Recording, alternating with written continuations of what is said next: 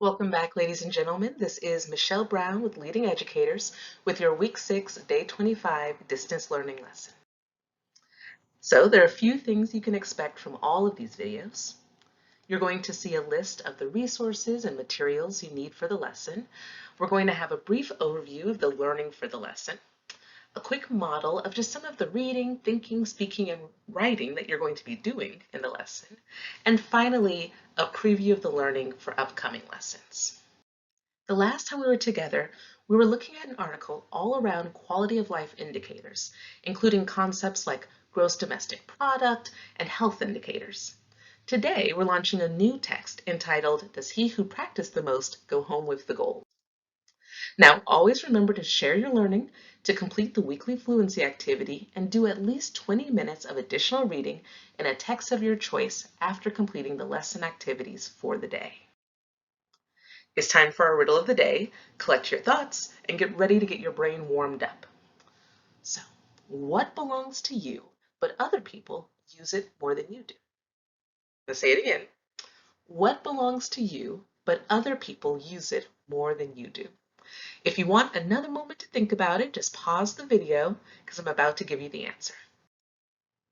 Your name, right? Your name belongs to you, right? It is your name, but who says your name more than you do? Everyone else, right? People in your family, your friends, whoever it is that you're talking to, they're going to say your name way more than you're ever going to say it. So again, this is one of those cases where with the riddle, we want to stretch our thinking, look at things from other angles. And with that, we're going to be ready to get into our lesson. So here's what you're going to need today. We'll be starting lesson 25. That's on page 73 of your packet. You'll also need the note catcher that's on page 74 and the actual text we're looking at, which is on pages 71 through 72. You'll also need a pencil or something else to write with. So let's quickly introduce our week's focus. Of course, this is our article. Does he who practiced the most go home with the gold? Not necessarily. And you can see, of course, a picture here of one of my favorite athletes in the world, U.S. gymnast Simone Biles. So it gives you a little hint of what we're getting into. And we have a few guiding questions. How does practice affect our success? And what other factors contribute to success? And here's our learning target for today. Let's read it together. I can make a text-to-self connection to form an opinion on whether or not practice determines your success. We're going to start by reading the text, first with our Jumpstart question and then with our thinking question in mind. You'll then discuss the article with a family member, caregiver, or friend, and all of that reading, thinking, and talking is going to prepare you to complete your writing activity. Let's get started with our Jumpstart activity. You're going to read just the first paragraph of the article and then respond to the Jumpstart question at the top of your note catcher. As you read, you're trying to answer this question. What is the research presented in the article? Pause the video and go ahead and do that now. Welcome back. Let me show you how I responded here. We'll start by reading paragraph 1. Is it safe to say that a gold medalist at the Olympics practiced more than a silver medalist, or that a silver medalist practiced more than a bronze winner? Definitely not, according to a new study, which looked at nearly 3,000 athletes. The study found that becoming world-class definitely takes a lot of practice, but the success of elite athletes cannot be predicted based on the number of hours they spend in training. In 1993, a Swedish psychologist named K. Anders Ericsson published an important paper. In it, he claimed that performance differences between good musicians and better ones were the result of how many hours they spent practicing. He later extended his theory to include other hobbies and specialties, including sports, chess, and medicine. Ericsson stressed that there was no limit to the effect that practice had on success in these areas. He claimed that the world's best athletes, musicians, and doctors were the ones that practiced the most. His work eventually became known as the 10,000-hour rule.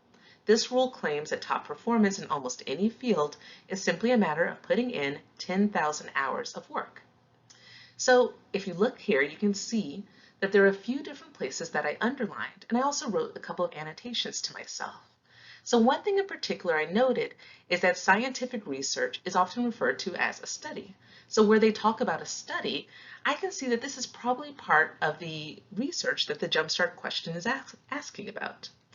And so in reading paragraph 1, I can see that this study looked at 3,000 athletes and that would be the research that the Jumpstart question is referring to. Here it says that practice doesn't predict success. Then down here, I see there's a different set of research being described. Erickson, a Swedish psychologist, he published research that seems to disagree with the study described above. He says that there's no limit to the effect that practice had on success, meaning that the difference between good musicians and athletes and better ones is a result of how many hours they spent practicing. And so from the beginning, I see that this article is actually looking at two different examples of research around the same question of how much practice predicts how successful someone will be. In a few moments, you're going to read the remainder of the article and annotate as you go. As you start reading, I'd like you to make sure that you keep in mind to pay attention to whatever graphics might be included with the text. And this is going to be important with any text, but especially a text like this, which is an informational text. And so that means you want to pay attention to things like photos, illustrations, graphs, and any captions that might appear underneath them. In addition, as you're reading, you should be thinking about this big question. Does practice determine your success? And so think about the amount of time that you've spent practicing a skill and how that's increased your ability or your success in life. Before you start reading, though, I would like to do a really quick model of how I might approach this reading. So in this case, I'm taking a look at paragraph 2. And so I'm going to read it aloud, and then I'll show you some of the annotations that I would make. It's only one factor in athletic success. But a new study now shows that deliberate practice, or practice that is done with the goal of improving performance, is just one part of what makes people great at something. Other factors can also contribute, says Brooke McNamara, a psychologist at Case Western Reserve University. McNamara is a lead author of the new study. More or less across the board, practice will improve one's performance, she says. But at a certain level of success, other factors determine who is the absolute best, she added. McNamara and her peers analyzed 34 studies that had tracked the number of hours 2,765 athletes had practiced. Those studies also recorded the athletes' achievements. Their achievements were sometimes determined by objective measures such as race time. But for sports like gymnastics that are not rated by a measure such as time, their achievements were determined by other factors.